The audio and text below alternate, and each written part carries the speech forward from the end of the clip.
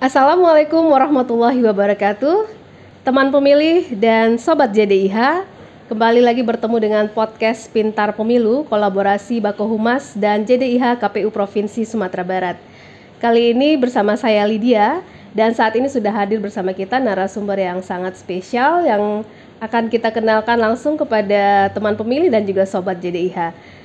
Kita sapa dulu Bapak Yuzalmon SAG SHMSI. Apa kabar Pak Yuzalmon? Alhamdulillah, Assalamualaikum warahmatullahi wabarakatuh. Teman pemilih dan Sobat JDIH dimanapun berada. Saat ini yang hadir bersama kita ini adalah beliau yang terpilih sebagai PAW anggota KPU Provinsi Sumatera Barat. Nah, mungkin teman pemilih dan Sobat JDIH pengen tahu lebih lanjut PAW itu apa. Mungkin Bapak bisa ceritakan sedikit dan mungkin juga bisa menceritakan proses yang sudah Pak Mon jalani dalam proses PAW ini. Baik, terima kasih Bu Lydia. Jadi PAW itu merupakan pengganti antar waktu ya. Jadi karena ada anggota ya, atau salah satu anggota KPU Provinsi Sumatera Barat yang meninggal dunia beberapa waktu yang lalu, beliau almarhum Pak Nova Indra, dan mudah-mudahan kita berdoa semoga beliau mendapatkan kelapangan di alam kuburnya dan diterima segala amal ibadahnya. Sesuai dengan peraturan KPU Republik Indonesia ya, bahwa setiap kekosongan anggota itu mesti dilakukan proses pergantian ya. Karena memang semenjak dari awal proses seleksi itu dilakukan, jadi memang sudah dipersiapkan dua kali kebutuhan. Jadi kalau anggota KPU Provinsi Sumatera Barat itu ada 5, maka 10 orang yang ditetapkan ya, oleh KPU RI berdasarkan undang-undang. Jadi ada 10 orang ya. Nah, oleh karena itu prosesnya memang dilakukan secara berurut ya. Jadi mulai dari urut berikutnya sampai mendapatkan calon pengganti dari KPU provinsi itu sendiri. Nah, kebetulan memang pertama saya tidak pernah menyangka ya. Ini mungkin juga sudah suratan takdir yang sudah ditetapkan oleh Allah Subhanahu wa taala. Saya tidak pernah menyangka sama sekali untuk bisa menjadi PAW anggota KPU provinsi. Karena memang secara hitung-hitungan akal sehat ya, saya itu berada di nomor urut 9 ya. Udah nyaris di ini ya. Iya, tetapi saya memang tidak pernah berpikir dan melakukan sesuatu yang aneh-aneh gitu. Ya karena memang ketika tidak lagi menjabat di KPU Kota Payakumbuh ya, yang sudah saya lakoni lebih kurang 2 periode, saya kembali ke habitat ya.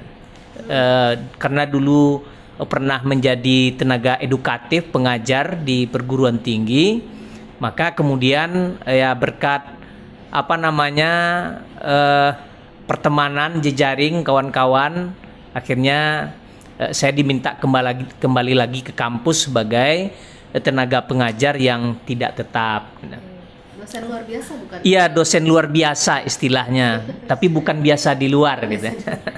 Jadi itulah sekilas tentang PAW itu. Jadi posisi saya memang di nomor urut 9 ya. Jadi di nomor urut 6 itu ada Pak Fikon ya. Kebetulan beliau sudah menetapkan pilihan untuk bergabung dengan partai politik. Beliau pernah menjadi calon anggota legislatif di provinsi salah satu partai ya. Lalu urutan berikutnya itu adalah Pak Tony Marsi SH MHMKN. Beliau juga sudah punya ketetapan pilihan ya, karena beliau hari ini sudah menjadi seorang notaris dan PPAT ya di wilayah Pasaman ya, tepatnya di Lubuk Sikapiang. Jadi mungkin dengan berbagai pertimbangan beliau menyerahkan estafet kepada yang berikut. Nah, rupanya nomor 8 juga berpikiran sama gitu, Pak Ibu Dr. Armadepa. Jadi Uniepa yang sering saya panggil itu, Uniepa juga sudah punya pilihan bahwa beliau menyatakan sudah cukup ya, sudah cukup pengabdian beliau menjadi penyelenggara pemilu, karena di masa-masa fase awal malah di tahun 99 beliau sudah berkecimpung ya sampai di KPU Kota Solo dan di Bawaslu Provinsi Sumatera Barat. Dan ya itulah jalurnya memang ya, beliau menyatakan tidak mengambil kesempatan itu dan menyerahkan kepada yang lebih muda kalau bahasa beliau gitu. Dan ya tentu saja saya melihat ini adalah sebuah lahan pengabdian juga, karena sebetulnya di tenaga pengajar juga lahan pengabdian ya. Tapi ini kan ada tantangan tersendiri untuk bagaimana kita bersama-sama di KPU Provinsi Sumatera Barat pada khususnya di lingkup Provinsi Sumatera Barat ingin menjadikan pemilu ini menjadi lebih baik ke depannya gitu. Bukan berarti sekarang tidak baik, supaya lebih ya. Jadi itu dan kebetulan saya memang dari sisi background pendidikan itu juga pernah ditempa di program ilmu politik di Universitas Indonesia di pascasarjananya. Jadi ya alangkah baiknya ilmu yang sudah dituntut selama ini itu juga disalurkan lewat kanal yang pas melalui penyelenggara pemilu. Saya kira itu mungkin. We are the yellow jacket ya Bapak ini ternyata ya. Oh iya, yellow jacket. Ya, yellow jacket. Oke, berarti Pak Mon ini bukan orang baru lagi di dunia kepemiluan ya, karena sudah pernah di kalau KPU. dihitung-hitung sudah lumayan panjang ya. Dimulai dari 2004 itu pernah di JPPR sebagai pemantau di tingkat Provinsi Sumatera Barat. Jadi saya pernah menjadi Korda di Kabupaten Kepulauan Mentawai pada waktu itu. Beberapa kali saya juga melakukan pemantauan secara langsung ya. Lalu pernah juga menjadi pengawas pemilu untuk gubernur pemilihan langsung pertama itu di tahun 2005 ya. Yang ketuanya Bang Hasril Caniago ya. Dan 2007 juga saya terlibat di pengawas pemilu menjadi ketua Panwas di Kota Payakumbuh untuk pemilihan wali kota. Oh ya, sudah 2 kali jadi pengawas. Pertama anggota, yang kedua menjadi ketua di Pilwako pada waktu itu. Dan 2008 untuk periode pertama sampai 2013 di KPU Kota Payakumbuh. Lalu periode kedua itu di 2013 sampai 2018. Dan bidang yang digeluti memang sudah 10 tahun ya, 2 periode di KPU Kota Payakumbuh itu bergelut di bidang data pemilih. Jadi memang kebetulan posisi yang digawangi oleh almarhum itu adalah juga soal data pemilih. Jadi kawan-kawan KPU provinsi itu mengamanahkan di dalam pleno untuk melanjutkan. Sudah sangat tepat ya Pak ya. Soal Tuhan itu tidak pernah salah menjatuhkan pilihan juga. Salah ya Pak ya. Ya mudah-mudahan. Baik, mungkin dari cerita Pak Mon tadi itu bisa jadi inspirasi juga buat teman pemilih dan sobat JDIH. Mungkin banyak yang bertanya-tanya nih, kalau mau jadi anggota KPU itu seperti apa jalur yang harus mereka jalani. Ya. Dari ceritanya Pak Mon ini sudah cukup menggambarkan bagaimana proses yang dijalani sampai akhirnya bisa ke KPU. Ternyata sudah banyak rekam jejak, sudah banyak pengalaman yang berhubungan dengan kepemiluan, sehingga pastinya ketika mengikuti seleksi untuk anggota KPU itu tidak lagi menjadi sesuatu yang asing gitu ya Pak ya. Mungkin Pak Mon bisa memotivasi juga teman pemilih dan sobat JDIH.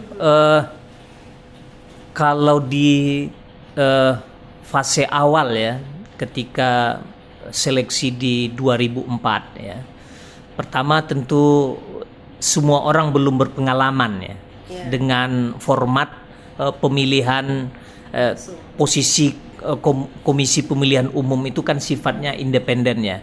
Jadi kalau dulu yang menyelenggarakan pemilihan itu kan adalah pihak pemerintah ya, perpanjang tangan dari pemerintah. Nah, di 2004 itu semuanya sudah dilakukan oleh orang-orang yang tidak terikat sama sekali dengan tidak terafiliasi lah ya dengan partai politik maupun dengan pemerintah. Nah, di awal-awal mungkin karena semuanya baru, ya tentu prosesnya belum terseleksi dengan apa namanya dengan begitu ketat ya. Saya tidak mengatakan kalau proses awal itu tidak berkualitas ya, tetapi memang ya karena awal kan semuanya bisa masuk di situ. Apakah ada pengalaman sebelumnya atau tidak, itu kan yang terpenting ketika itu bisa melewati proses-proses yang dilakukan pada waktu itu. Nah, seiring dengan perjalanan waktu, perubahan di tataran regulasi ya, sudah ada kemajuan yang sangat signifikan yang saya amati. Jadi untuk menjadi seorang di KPU kabupaten kota, apalagi sampai ke atas ya provinsi dan di KPU RI, itu memang tidak mudah ya. Dalam pengertian ya, kalau kita tidak memiliki kelebihan pengetahuan soal kepemiluan, ya kita juga di samping itu dituntut memiliki pengalaman di lapangan. Jadi ya pengetahuan saja itu belum cukup ternyata, tetapi memang harus ditopang oleh pengalaman-pengalaman di lapangan untuk menyelesaikan berbagai ragam persoalan. Jadi mungkin untuk kawan-kawan yang punya keinginan ya tentu setiap waktu ada orangnya ya, dan setiap orang itu ada waktunya. Itu kan paling familiar ya kita dengar ya. Jadi saya yakin dan percaya semua KPU yang ada baik di pusat, di provinsi maupun di tingkat kabupaten kota itu memang harus regenerasi. Ya karena memang sudah ada pembatasannya di undang-undang ya. Jadi maksimal itu hanya 2 periode di tempat yang sama. Jadi mau tidak mau ya kalau dia di kabupaten kota harus naik ke provinsi karena memang itu jalurnya. Dari provinsi juga seperti itu harus naik ke KPU Republik Indonesia.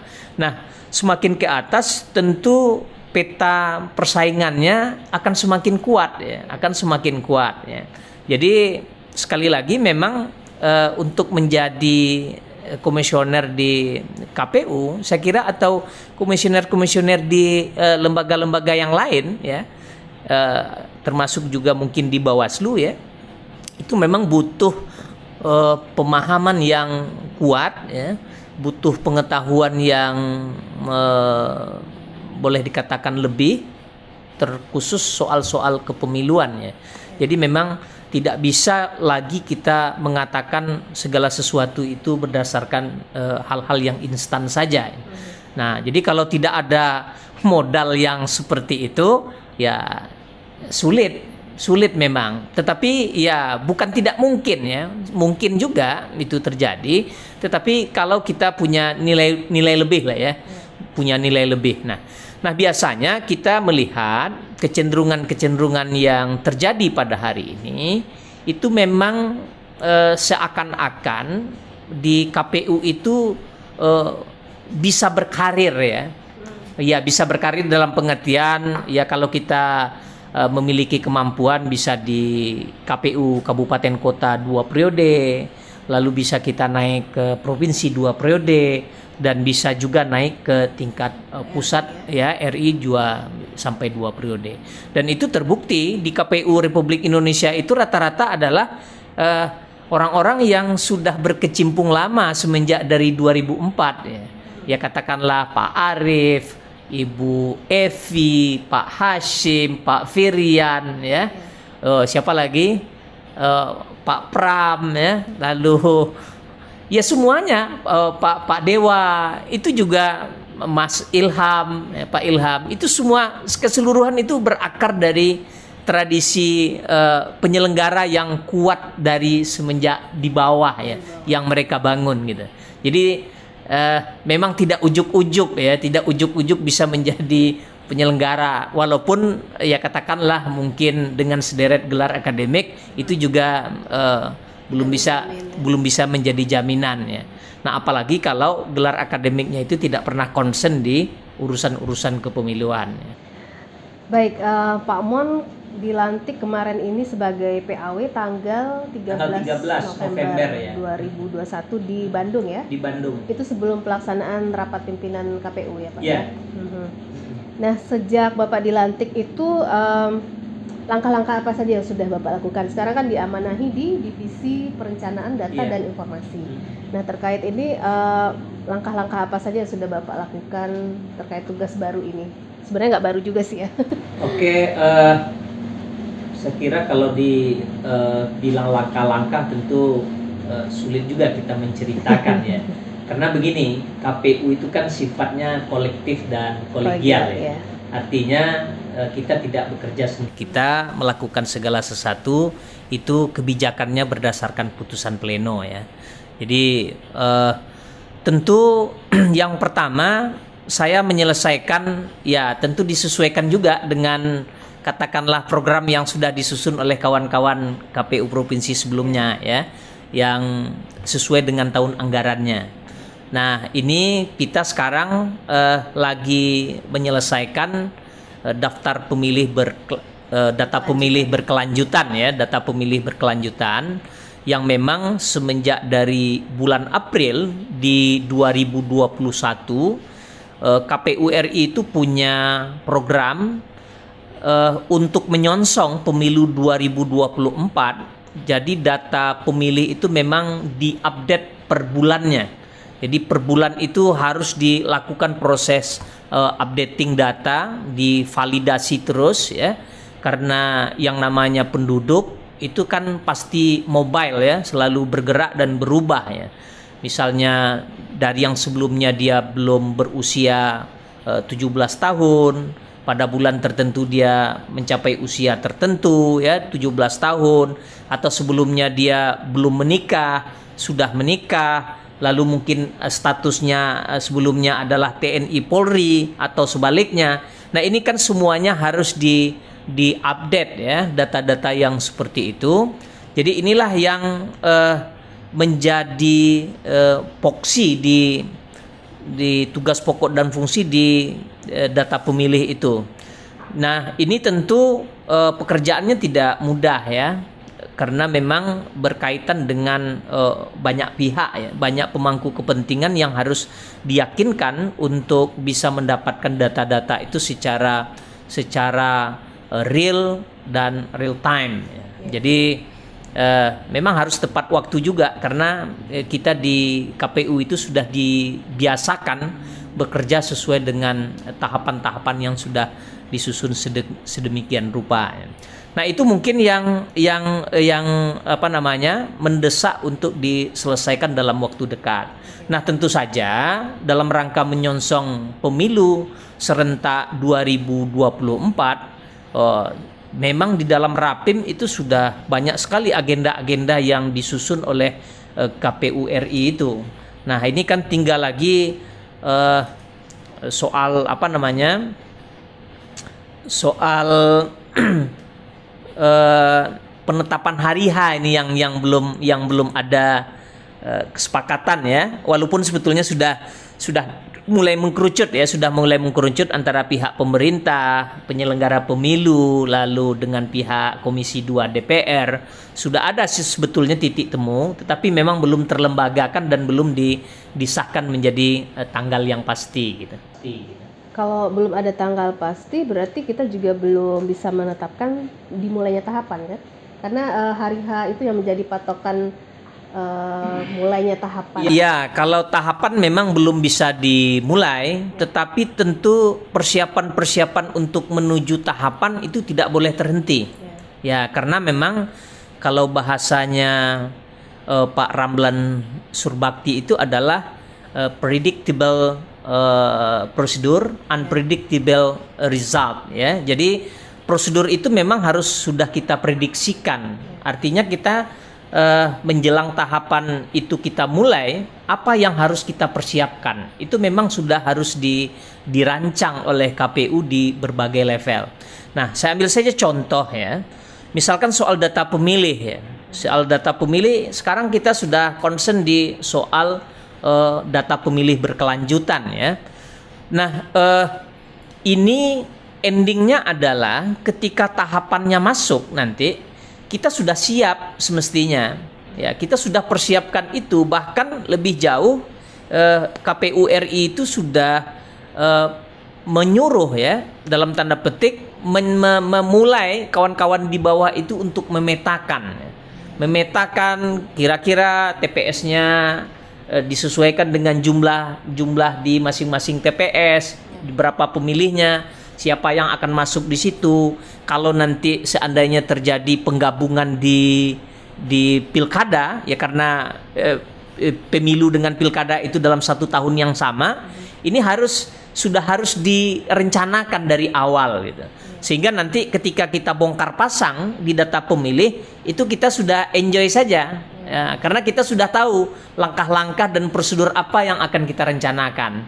Jadi kalau ada orang yang berpikiran KPU itu ngapain aja sih setelah pemilu itu selesai. Nah, ini yang mesti kita jawab sebetulnya. Jadi pemilu itu ya tidak hanya hari H, sebetulnya yang paling lama itu adalah mempersiapkan segala sesuatu yang berhubungan dengan proses penyelenggaraan itu. Nah, ini yang harus kita pastikan seluruh prosedur-prosedur itu bisa kita prediksi. Nah, ini yang tidak bisa diprediksi oleh KPU itu adalah hasil. Tapi kalau hasil sudah bisa diprediksi, itu kan ceritanya lain itu. Ceritanya lain ya. Kita bukan pengamat, kita adalah penyelenggara ya. Nah, itu. Kalau pengamat kan bisa memprediksi hasil, kalau kita kan tidak ya. Baik, menarik sekali itu, sekalian menjawab juga mungkin banyak pertanyaan publik. KPU itu kalau habis pemilu ngapain, duduk-duduk aja ya gitu. Itu emang banyak sekali pertanyaannya. Padahal saya dari pagi ini udah full betul ini, hampir tidak ada istirahatnya dari pagi ini.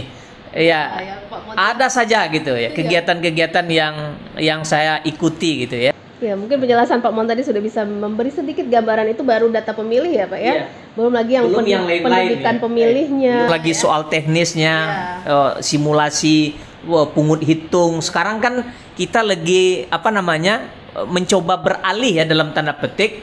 Pemilu itu kalau bisa memang sudah harus mempergunakan teknologi informasi. Jadi akan sangat mempermudah.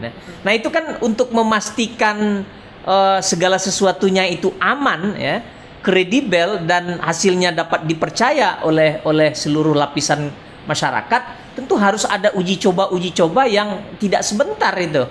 Ya, harus, dan itu harus dilakukan berulang-ulang supaya betul-betul dipastikan tidak ada kendala-kendala yang menghambat proses, sehingga ketika prosesnya terhambat muncul ketidakpercayaan. Ini yang paling berbahaya sebetulnya di urusan pemilu itu. Ketidakpercayaan itu yang paling berat sebetulnya. Itu yang harus harus diantisipasi ya. Jadi memang pemilu itu memang sebuah siklus yang sebenarnya tidak ada ujungnya juga kan. Selama kita masih memposisikan diri sebagai negara demokrasi ya, sistem pemerintahan kita demokrasi, selama konstitusinya tidak dirubah, ya tentu kita akan berputar saja itu 5 tahun ya. 5 tahun depan itu pemilu lagi ya. 5 tahun ke depannya pemilu lagi ya. Jadi inilah yang memang itulah konsekuensi dari pilihan politik yang menetapkan negara kita ini pilihannya demokrasi ya. Kecuali kalau negara kita ini bentuknya monarki, ya turun-temurun kan tidak perlu kita mikirkan pemilu ini, dan tidak ada juga uang yang perlu dikeluarkan. Tapi kalau pilihannya demokrasi, itu adalah sebuah konsekuensi logis ya. Nah, baik Pak Mon, sangat menarik dan inspiratif sekali obrolan kita pada sore hari ini. Kita mengucapkan terima kasih atas kesediaan Bapak untuk bisa podcast bareng kita, dan tentunya kita berharap nanti ke depannya Pak Izalman tentunya akan dimudahkan lah ya dalam melaksanakan amanahnya yang baru ini. Amin. Ya. Amin. Dan Tentu sukses. Dukungan kawan-kawan di sekretariat semua ya. Sebab kalau hanya diandalkan kepada personil di KPU, tentu tanpa dukungan yang kuat dari kawan-kawan sekretariat tentu juga kita tidak bisa berjalan dengan baik. Ya, kita sebagai sekretariat Partner memang ya. tugasnya adalah mendukung, Memfasilitasi, ya. memfasilitasi komisioner ya Pak. Baik teman pemilih dan sobat JDIH, demikian podcast Pintar Pemilu kita pada kesempatan ini. Kita akan kembali lagi tentunya dengan podcast berikutnya dengan tema-tema yang lebih menarik. Dan untuk kali ini kita ucapkan sampai jumpa dulu. Assalamualaikum warahmatullahi wabarakatuh. Waalaikumsalam warahmatullahi wabarakatuh. Marilah yodun sana kita ramikan pilihan